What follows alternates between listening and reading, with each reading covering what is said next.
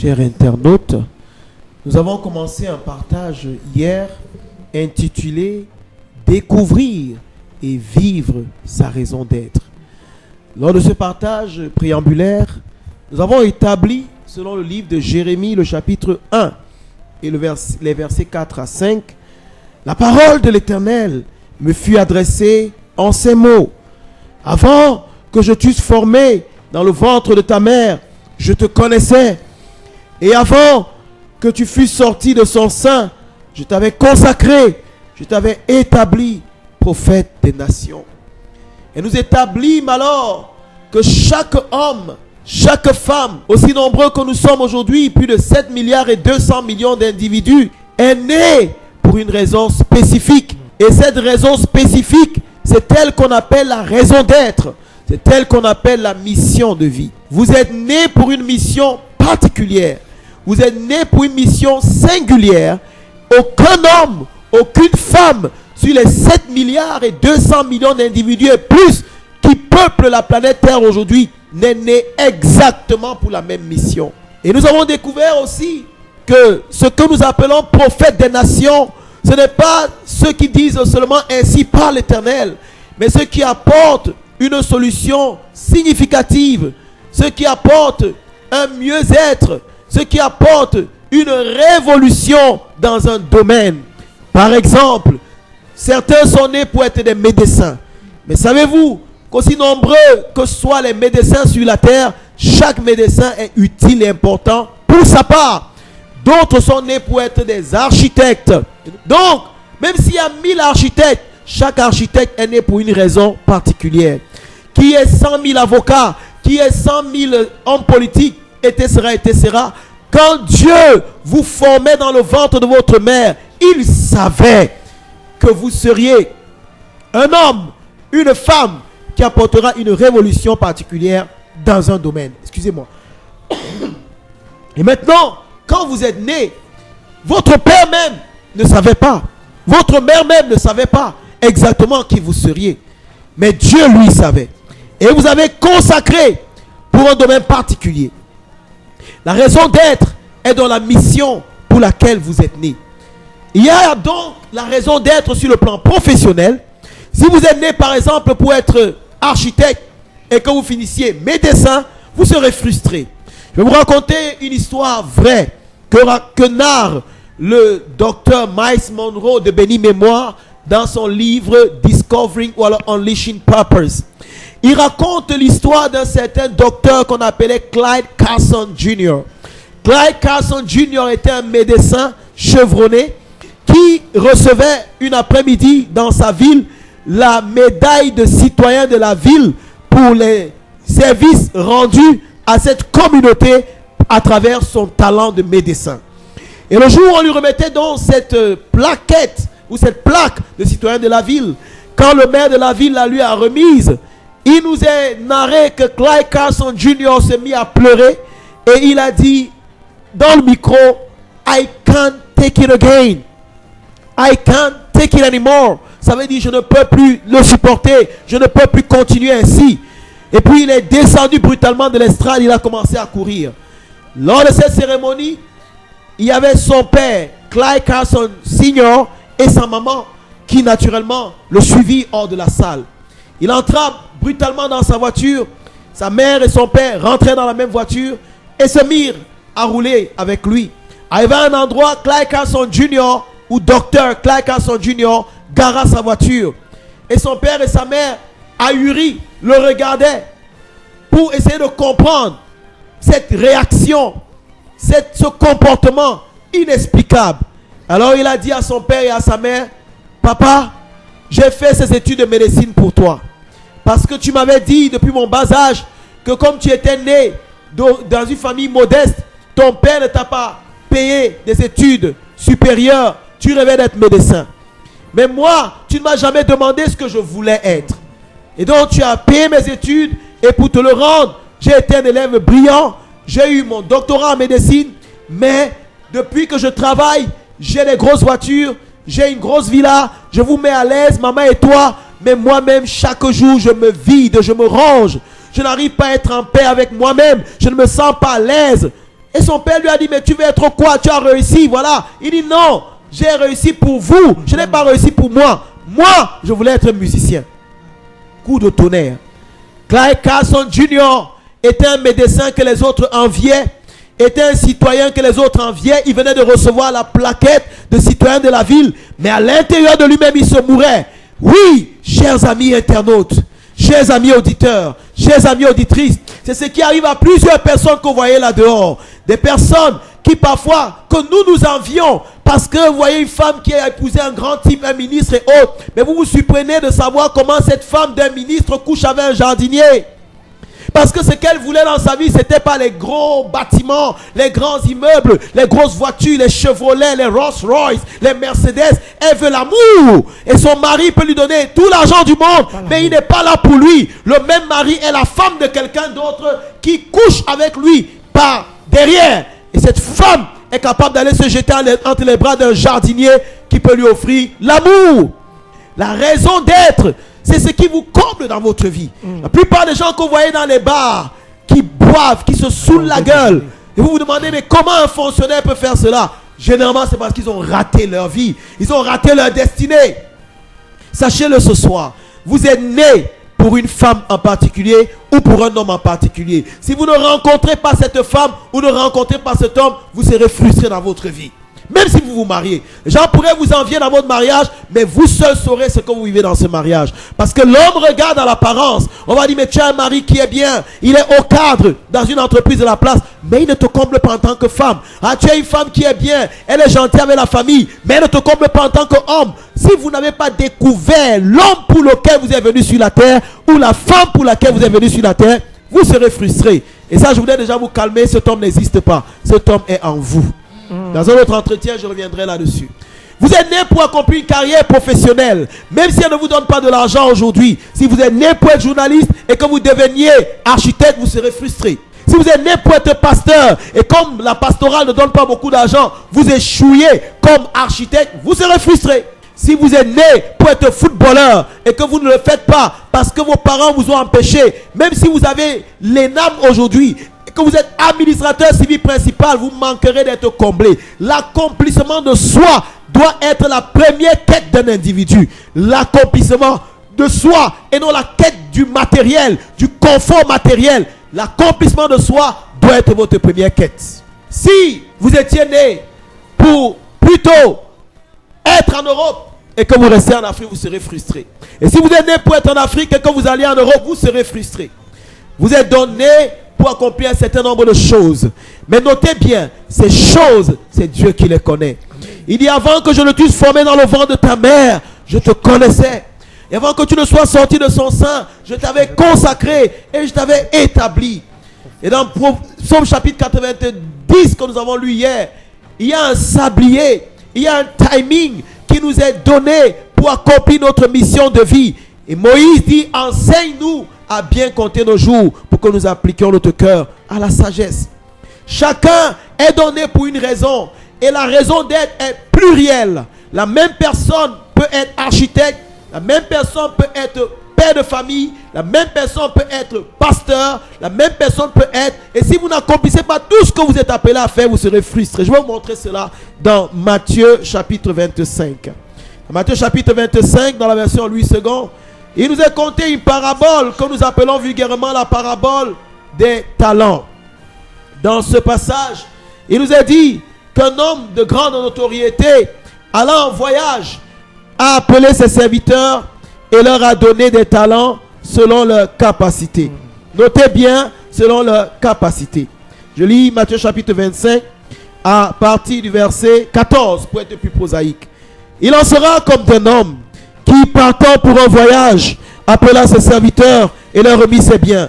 Il donna 5 talents à l'un, 2 à l'autre et 1 au troisième, chacun selon sa capacité. Et il partit. Aussitôt, celui qui avait reçu les 5 talents s'en alla, les fit valoir et il gagna 5 autres talents.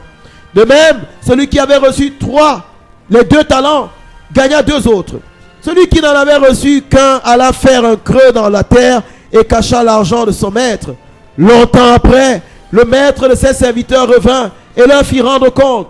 celui qui avait reçu les 5 talents s'approcha en apportant 5 autres talents. Et il dit, Seigneur, tu m'as remis 5 talents, voici j'en ai gagné 5 autres. Son maître lui dit, c'est bien, bon et fidèle serviteur, tu as été fidèle en peu de choses, je te confierai beaucoup, entre dans la joie de ton maître. Celui qui avait reçu les 2 talents s'approcha aussi et il dit, Seigneur, tu m'en as remis 2, voici j'en ai gagné 2 autres. Son maître lui dit, c'est bien, bon et fidèle serviteur, tu as été fidèle en peu de choses, je te confierai beaucoup, entre dans la joie de ton maître. Celui qui n'avait reçu qu'un talent s'approcha ensuite et il dit, Seigneur, je savais que tu es un homme dur, qui moissonne où tu n'as pas semé et qui amasse où tu n'as pas vanné. J'ai eu peur et je suis allé cacher ton talent dans la terre. Voici ton talent, prends ce qui est à toi. Et son maître lui répondit, serviteur méchant et paresseux, tu savais que je moissonne où je n'ai pas semé et j'amasse où je n'ai pas vanné. Il te fallait donc remettre mon argent au banquier et à mon retour, j'aurais retiré ce qui est à moi avec un intérêt. Ôtez-lui donc le talent, donnez-le à celui qui a les 10 talents, car on donnera à celui qui a et il sera dans l'abondance, mais à celui qui n'a pas, on ôtera même ce qu'il a. Et le serviteur inutile, jetez-le dans les ténèbres du dehors, où il y aura des pleurs et des graissements dedans. Chères auditrices, chers auditeurs, chers internautes, cette parabole nous démontre la véracité et en même temps la dangerosité de la raison d'être. La Bible dit que le talent, c'est de l'argent. Parce que lorsque le maître dit, ôtez-lui, il fallait donner mon talent au banquier et je retirerai mon argent avec un intérêt. Donc le talent que Dieu vous a donné, c'est de l'argent. Si Dieu vous a donné un talent culinaire, eh bien, votre fortune financière partira de la mise en valeur de votre talent de cuisinier. Si vous méprisez votre talent de cuisinier pour aller faire le concours des lyriques, vous risquez d'avoir le concours des lyriques, mais ne jamais être accompli. Parce que si votre quête sur la terre, c'est d'avoir l'argent et non de valoriser le talent, vous allez avoir l'argent, mais être frustré. L'accomplissement de soi est plus important que l'accomplissement matériel. Le talent, c'est l'argent. Si vous êtes un journaliste et que vous ne faites pas valoir votre journalisme, votre talent de journaliste, parce que vous dites les journalistes sont des clochards, vaut mieux aller peut-être faire les affaires. Vous pourriez avoir de l'argent dans les affaires, mais finir frustré. Ce n'est pas ce que vous faites qui vous donne de la valeur. Il vous incombe de valoriser ce que vous faites pour que ça vous donne de l'argent. Je reprends, ce n'est pas ce que vous faites qui vous donne de la valeur. Il vous incombe de valoriser ce que vous faites pour que ça vous donne de la valeur. Et Salomon le sage le dit en ces mots, dans Proverbe 14, 23, tout travail procure l'abondance. Pour peu qu'on y mette du sérieux et qu'on comprenne que c'est une vocation. Le Cameroun souffre aujourd'hui d'une crise de vocation.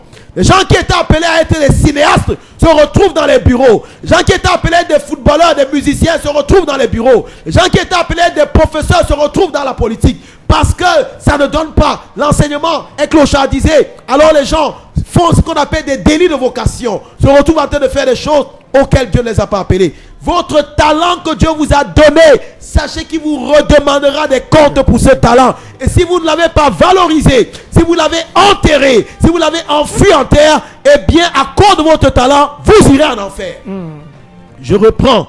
Le talent que Dieu vous a donné, il vous demandera des comptes pour ce talent. Et si vous ne l'avez pas valorisé, à cause de votre talent, vous irez en enfer. Comment cela se fera-t-il? Premièrement, nous établissons que le talent est la raison pour laquelle Dieu vous a envoyé sur terre. Un homme peut donc, selon la capacité que Dieu lui a donnée, avoir plusieurs talents.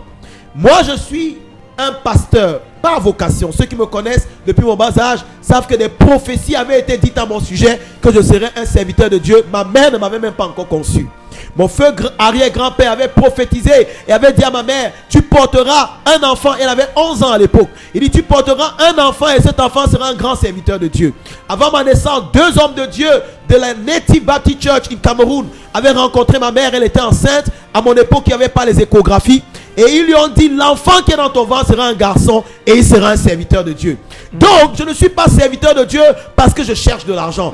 Dieu m'a appelé avant de m'avoir formé dans le ventre de ma mère. Ma mère avait 11 ans et mon arrière-grand-père lui avait prophétisé qu'elle aura un enfant et son fils sera un pasteur. Mais en dehors de pasteur, Dieu m'a appelé dans l'enseignement. Et j'ai pu valoriser ce talent. Je suis enseignant des universités aujourd'hui.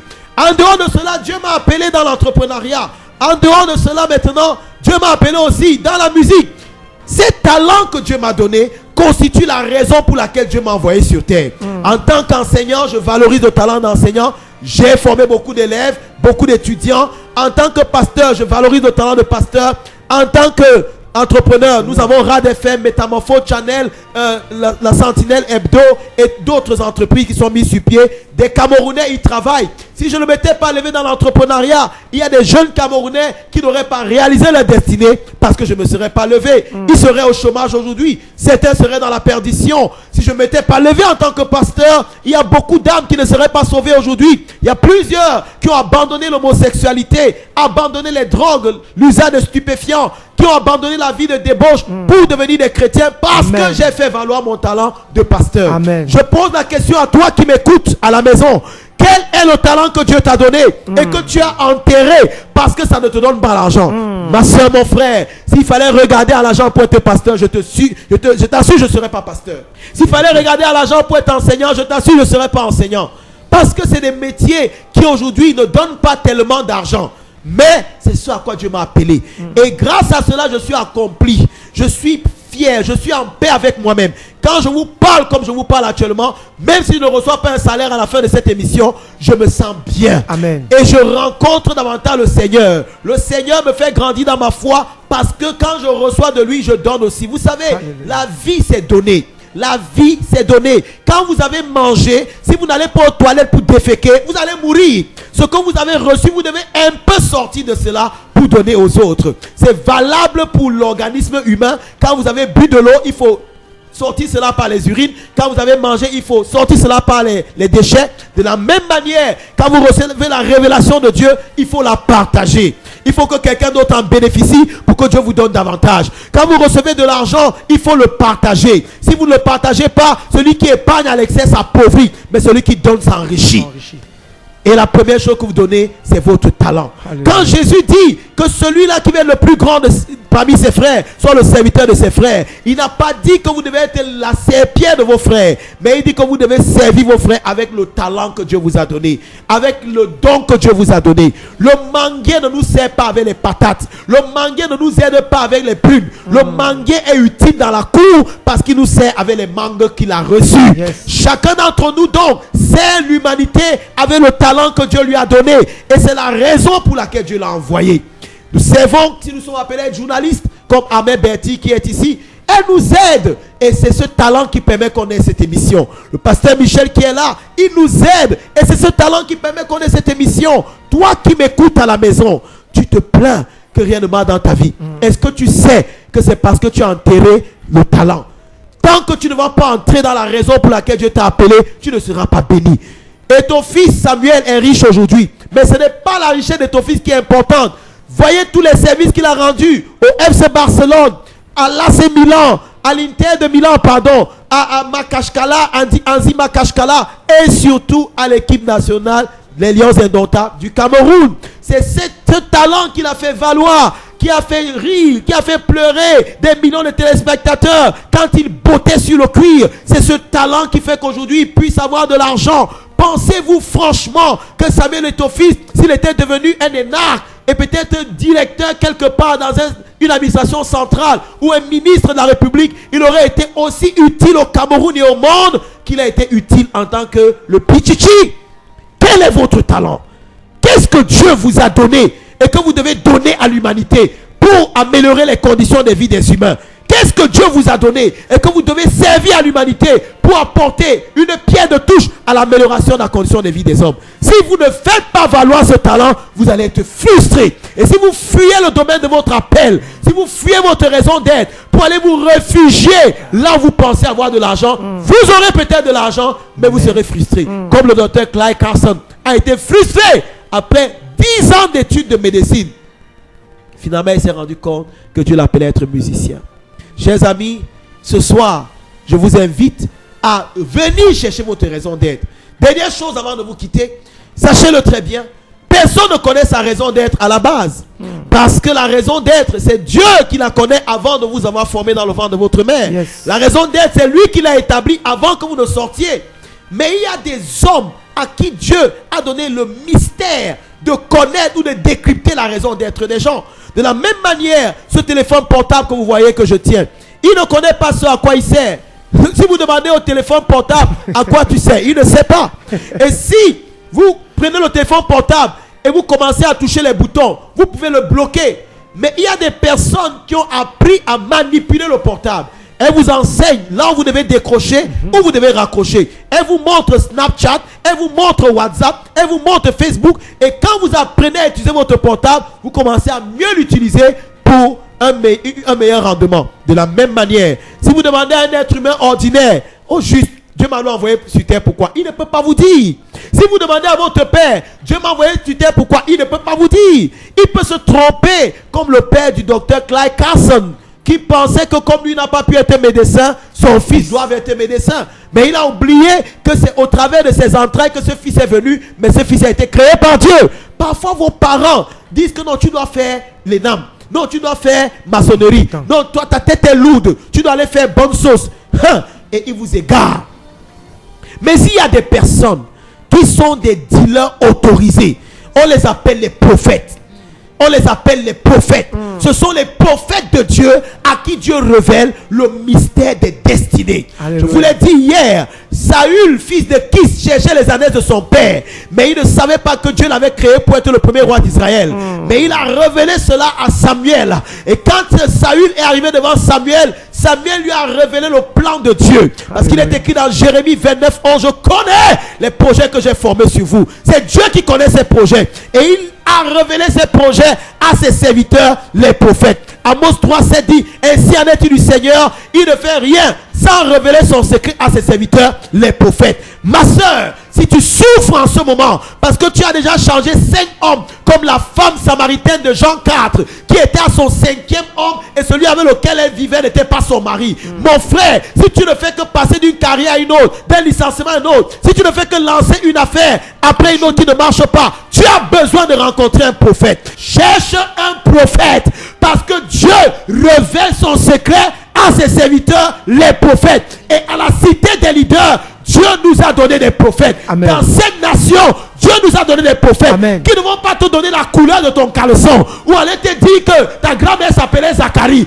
mais qui vont te donner le plan de Dieu. Alléluia. Pour ta vie. Yes. Pour que tu entres et fasses valoir le talent que Dieu t'a donné. Yes. Sans prophète, il n'y a pas de profit. Sans prophète, il n'y a pas de profit. Tu es en Égypte parce que tu n'as pas de prophète. Tu te saoules la gueule parce que tu n'as pas de prophète. Tu es englué dans les échecs parce que tu n'as pas de prophète. Rien de mal dans ta vie parce que tu n'as pas de prophète. Tu es dans la pauvreté acerbe parce que tu n'as pas de prophète. Sors de la jactance religieuse. Ma mère m'a laissé chez les catholiques. Mon grand-père a dit que nous sommes des catholiques. Cherche le prophète. Le prophète n'est pas toujours de ta tribu. Je te l'ai dit hier. Samuel n'était pas de la même tribu que Saül. Mais Samuel était le prophète de Saül. Yes. Peut-être que tu es à l'église catholique. Viens me rencontrer. Je ne te demande pas d'entrer dans mon église, mais je vais t'introduire dans ta destinée. Peut-être que tu es musulman. Viens me rencontrer. Je ne te demande pas de changer de religion, mais je vais t'introduire dans ta destinée. Yes. Abraham avait un prophète. Son nom c'est Melchisedec. Quand il a rencontré Melchisedec, roi de Salem, qui est Jésus-Christ personnifié, la vie d'Abraham a changé. Yes. Dès qu'il a payé la dîme, la vie d'Abraham a changé. David avait un prophète, Samuel, appelle Nathan. Je veux dire à quelqu'un ce matin ou ce soir, pendant que tu m'écoutes, tu as besoin de rencontrer un homme qui va te montrer ce pourquoi tu existes sur la terre. Amen. Tous les hommes ne peuvent pas te le dire. Uniquement les prophètes de Dieu. Il y a des étoiles qui sont restées longtemps embastillées, longtemps encagées. La Bible déclare dans Matthieu chapitre 2 que les mages d'Orient ont vu l'étoile de Jésus. La Bible dit dans Genèse 15 que Dieu dit à Abraham que ses fils sont comme des étoiles. Tu es né pour briller. Amen. Tu es créé pour dominer. Amen. Tu es mandaté pour influencer la génération. Amen. Tu devais être un grand homme à cet âge. Tu devais être une grande femme à cet âge. Mais ton étoile a été bloquée. Ta destinée a été encagée. Dieu m'a mandaté pour libérer les étoiles. Yes. Dieu m'a mandaté pour faire entrer les gens dans leur raison d'être. Dieu m'a mandaté pour faire entrer les gens dans leur destinée. Quiconque est sous le son de ma voix, je déclare que ta destinée est libérée au nom de Jésus. Amen. Je déclare que ton étoile est libérée au nom de Jésus. Amen. Au nom de Jésus-Christ. Amen. Amen. Amen. Amen. Amen. Amen. Que Dieu bénisse sa parole. Que Dieu bénisse le Cameroun. Que Dieu bénisse Rad FM et tous ceux qui y travaillent. Que Dieu bénisse la cité des leaders qui rendent son peuple prospère, fécond, puissant et influent, puis que quand notre peuple est sur la terre, au nom de Jésus-Christ, nous avons prié. Amen.